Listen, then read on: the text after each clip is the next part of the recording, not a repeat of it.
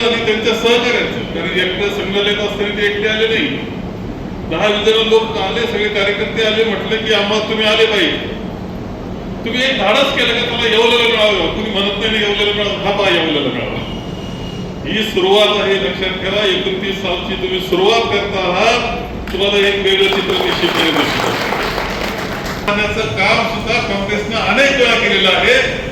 कारण मी पुन्हा एकदा सांगतो की हा एक विचार आहे.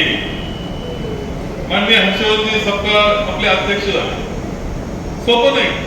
तेव्हा ज्यावेळेस सत्ता आहे काँग्रेसची, मुख्यमंत्री काँग्रेसचा आहे, मंत्री काँग्रेसचे, सगळे गर्दी आहे, भवन भरलेले आहे, अशा वेळेस अध्यक्ष होणं, ज्यावेळेस अडचण आहे त्यावेळेस अध्यक्ष होणं, याच्यात मोठा फरक आहे. कठीण काळामध्ये ते झाले तर नव्यानं पुन्हा काँग्रेस उभी करण्याचं काम ते महाराष्ट्रामध्ये जोमानं करतायत, मनापासून करतायत. हर्षवर्धन सपकाळ हे एक वैचारिक माणूस आहे, एक मनापासून काम करणारा माणूस आहे. आदिवासी क्षेत्रामध्ये त्यांचं काम सातपुड्याच्या रेंजेसमध्ये मुद्दाम पाहायला जावं असेल.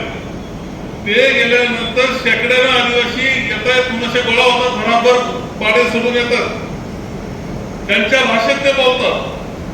गरीब माणसात झोपडीत जाऊन त्यांच्याशी बोलण्याची तयारी त्यांची आहे.